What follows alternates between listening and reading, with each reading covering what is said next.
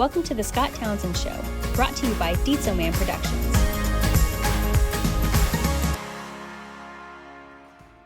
Us apart from the other 99 people they're going to interact with. And those little things are keys to grabbing people's attention and being unique, just the things that you share.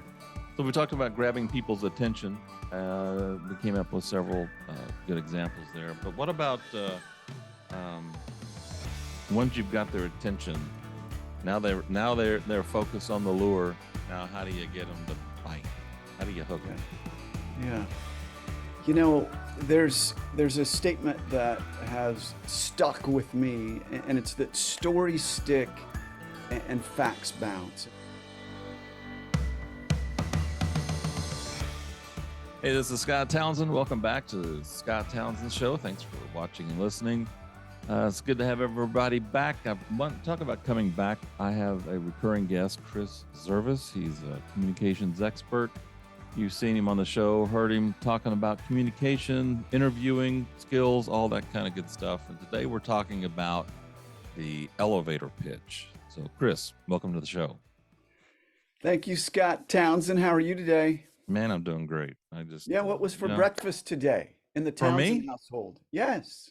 Oh man, you beat me to the punch. Hey man, I had spinach, 4 eggs, little cayenne pepper, blueberries, toast with cream cheese on top, a little salsa over the eggs.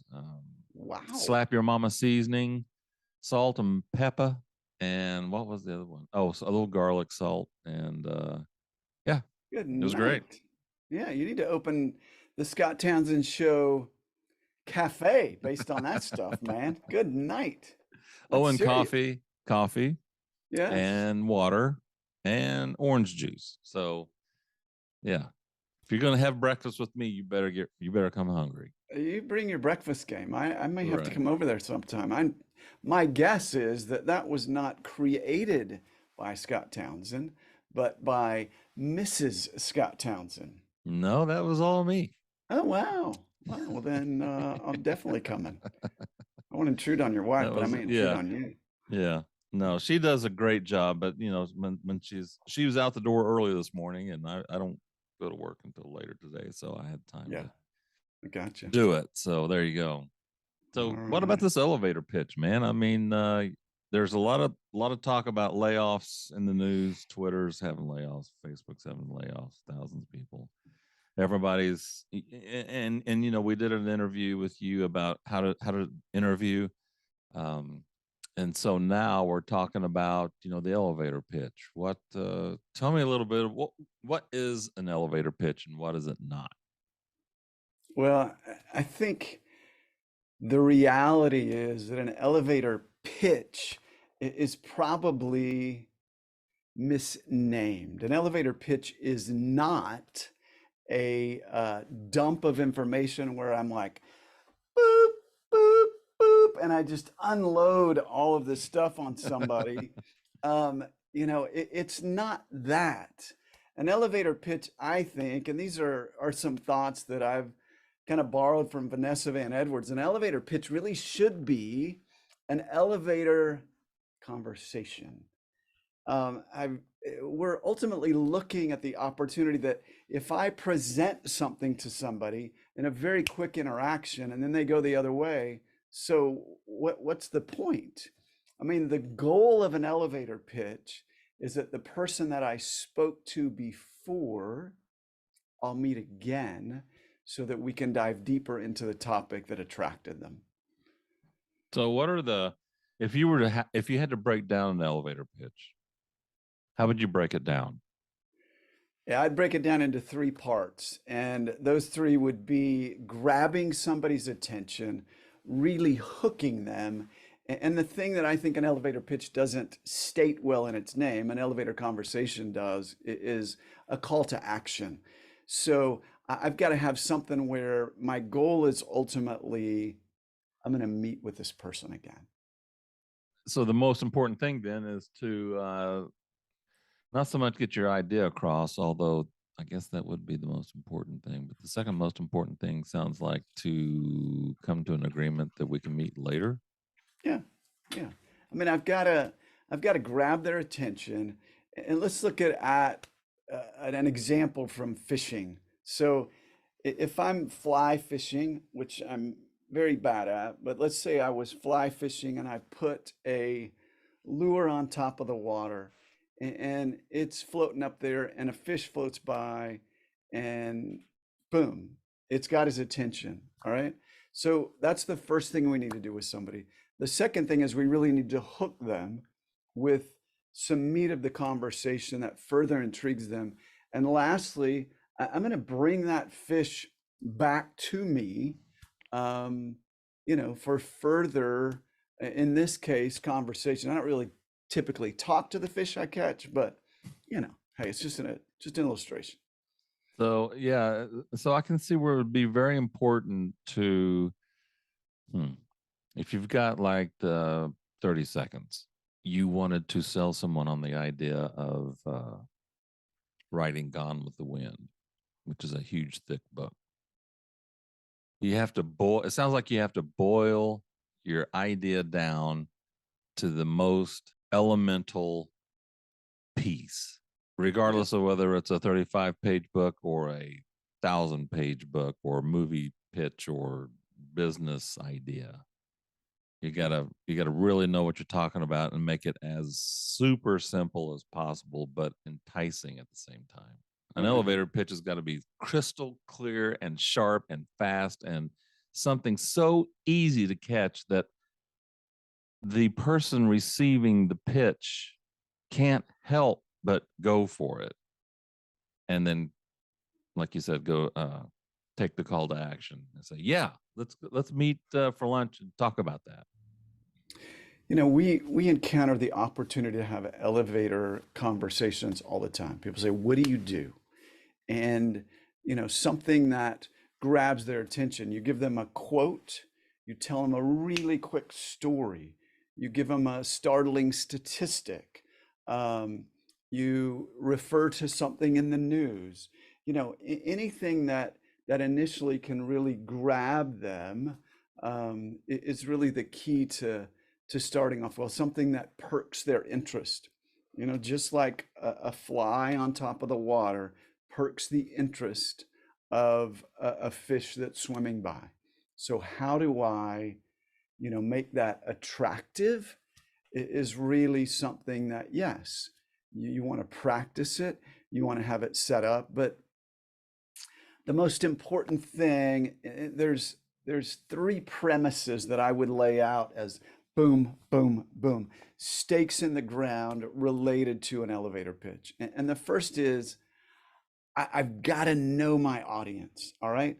So something that I think is attractive to my audience, maybe it's this middle-aged businessman, or maybe it's an older investor who happens to be a female. Those might be two different things. So I've got to have several different lures in my, fly fishing tackle box that would immediately grab their attention.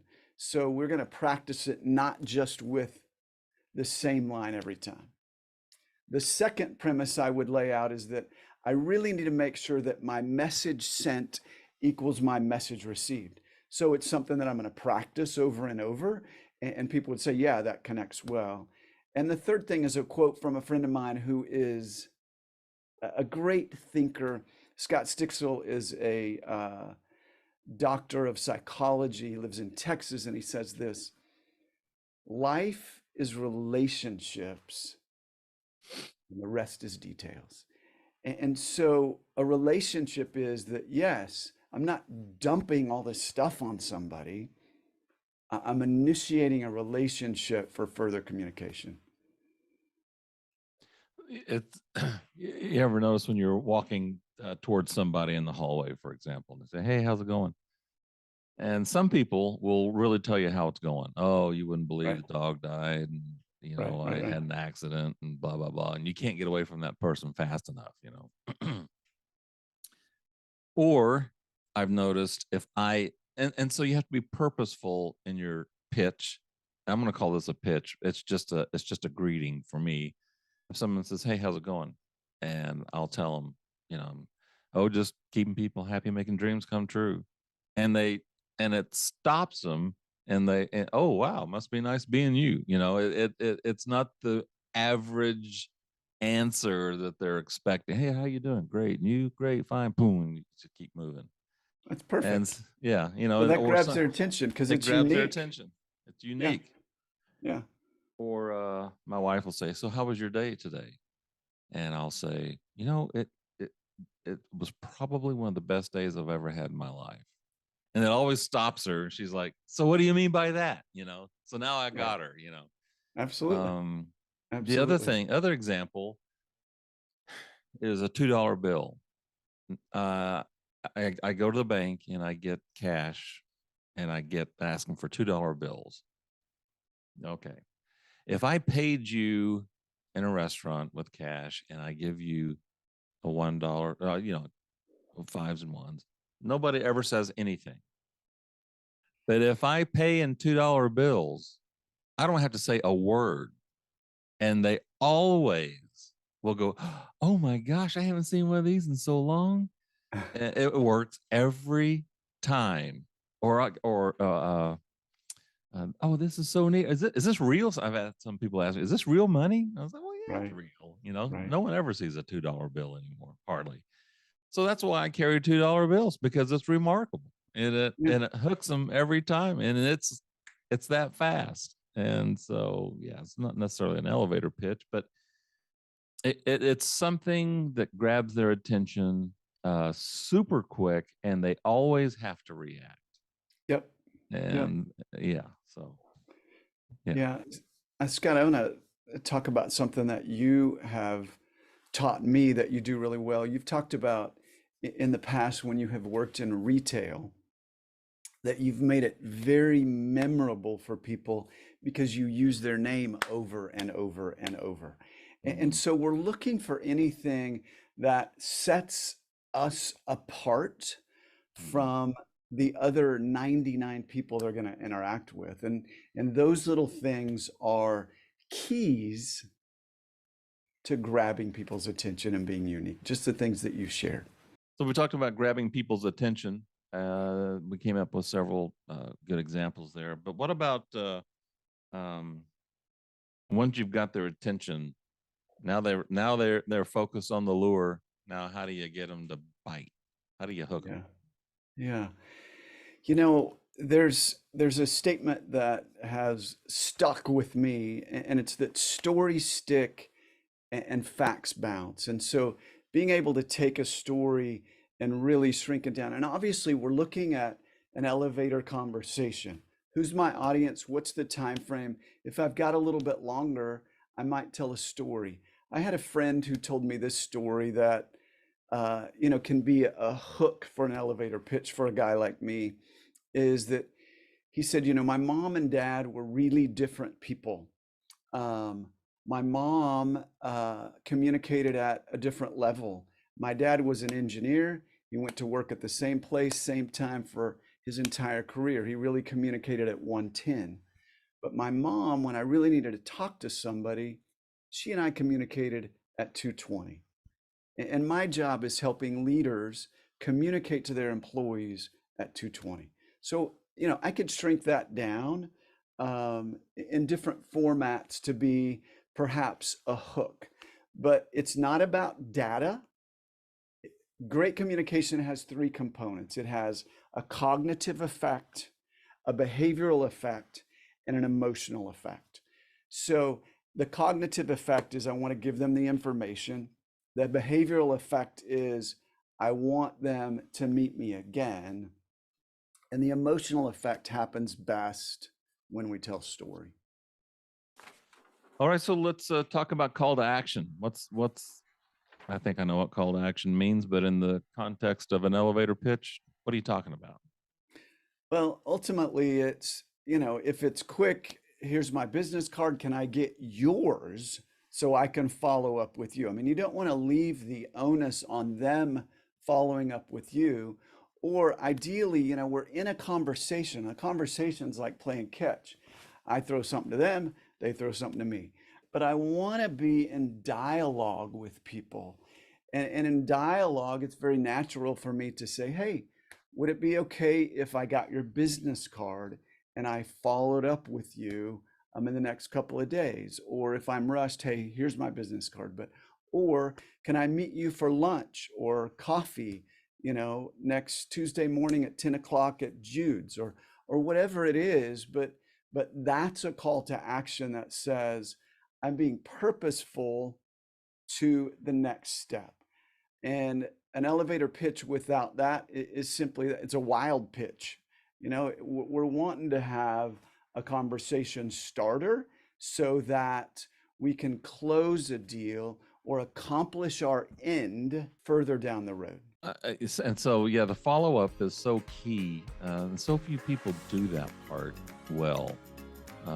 They can give an idea, they can have a conversation, but as far as following up, that's the most important thing for you to do once you get out of the elevator, or once you get out of the cab, or once you get away from the conversation.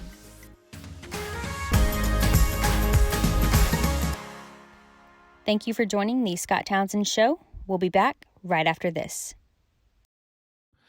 Before we continue, the best way to support the Scott Townsend Show is by telling friends, family members, and becoming a patron at patreon.com/the Scott Townsend Show. So yeah, we have awesome perks, personalized videos, personalized episodes, all kinds of cool stuff at different tier levels. Patreon allows us to do the show full-time, part-time, anytime. So thank you so much for your support. All right, so Chris, we're talking elevator pitches here. So if I were to meet you at a networking event, for example, and the common question is, so what do you do? If I were to come up to you, someone introduces us and say, hey, Chris, so what do you do? What would you say? Yeah, okay, so just to dissect this as we go along, this would be where I'd grab people's attention and I'd say something effective. My work really focuses on helping people not communicate at 110 volts, but high energy 220 volts. So how do you do that? Well, let me tell you a quick story. All right. So this is the hook 'em part story. So I had a friend tell me that my dad was an engineer. He went to work at the same place, the same distance, the same office for 50 years. And when I would communicate with him, I had something really heavy on my heart. We just couldn't get there. It was kind of at 110 volts. But when I really needed to communicate with somebody, it was my mom. She was able to really dive in deep and understand some things. And she was more like, running the dryer at 220 volts. So I really help leaders in organizations be able to powerfully communicate to their employees, customers, clients, and the community. So where would I go to get more information if I wanted you to stop by and talk to us some more about that? Yeah, Scott, I'd love to visit some more about that. Can I grab a business card from you? So that's the call to action. I'm putting the responsibility on me again to do it, not here's my card, you call me. Let me grab your business card or let me get your number and I'll give you a call within, the next 2 or 3 days. So those are the components kind of dissected that we could look at to make an elevator pitch, an entire piece, and then certainly have to practice and prepare for the next segment in this case, with you. That's cool. Well, Chris, thanks for stopping by and giving us some great pointers there on elevator pitches and how to use them and how to prepare for them. And if anybody has any questions regarding this or any other communication question, how do they get in touch with you? They can email me hello@chriszervas.com. chriszervas.com is the website. And those would be 2 great ways to kind of get a little more information. Great. Well, thanks for stopping by, Chris. We'll have you back sometime real soon. Yeah, I'll be back for breakfast. Yeah, right? Come back for breakfast. So, for Chris Zervas, this is Scott Townsend. Thanks for watching and listening to the Scott Townsend Show. Have a great day. Everything's going to be all right. And we'll talk to you later.